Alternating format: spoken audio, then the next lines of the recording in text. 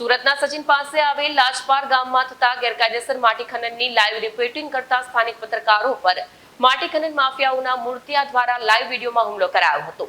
Live વિડીયોના હુમલા પછી સ્થાનિક પોલીસને જાણ પણ કરવામાં આવી હતી, તેમજ સામેવાળા વ્યક્તિ પર ફરિયાદ પણ થઈ। સ્થાનિક પોલીસે હુમલા કરનારાને ધરપકડ કરી જેલ પાછળ ધકેલી આપ્યો છે।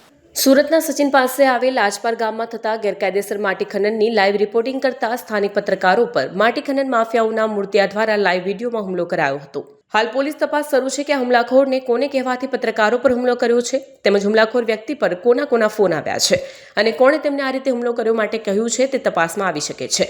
માહિતી અનુસાર 84 તાલુકાના વિસ્તારમાં આવેલા ગામોમાં મોટા પ્રમાણમાં ગેરકાયદેસર રીતે ખનનનું કાર્ય શરૂ છે, જે સ્થાનિક નેતાના પરિવારના સભ્યો હોય। પ્રથમ તબક્કે એવું જાણવા મળ્યું છે આ ખનન માફિયાઓ બેફામ બન્યા છે, તેમજ આ લોકો દ્વારા લાજપોર, પોપડા, કછોલી, કંસાર, તલંગપોર, ઉંબર, બુડિયા તેમજ ગભેણી જેવાની અન્ય ગામોમાં આ નેતાના પારિવારિક સંબંધોના લાભ લઈને ખનન કરવામાં આવી રહ્યું છે।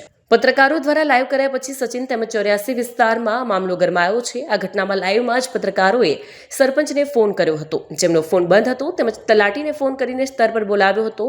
તે સમયે તલાટી આવવાનું કહ્યું હતું અને ફોન કટ થતાં જ બીજો એક કોલ આવ્યો, જે ગામના જ અસામાજિક તત્વો જેનું નામ ડગી ઉર્ફે સાદ પટેલ દ્વારા પત્રકારને ફોન કરી ક્યાં છે તું તેમજ પૂછ્યું હતું। પત્રકારે કહ્યું લાજપુરમાં છો, તાજપુરમાં કઈ જગ્યા તેવા પ્રશ્નો પત્રકારને પૂછ્યું। પત્રકારે ગેરકાયદેસર માટી ખોદાણ થઈ રહ્યું છે, તે અમે લાઈવ કરી રહ્યા છે। તે પછી ફોન કરનાર અસામાજિક તત્વોએ ત્યાં આવીને મારોની ધમકી આપી, ફોનમાં વારંવાર ધમકી આપી અને થોડીક વાર લાઈવ ચાલતા તે જગ્યા પર આવ્યા હતા અને પત્રકાર પર હુમલો કર્યો હતો।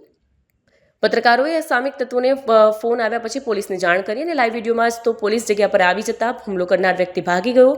પોલીસ સ્ટેશનમાં ફરિયાદ થતાં આરોપીની ધરપકડ કરવામાં આવી હતી અને તેને પાઠ ભણાવવામાં આવ્યો હતો।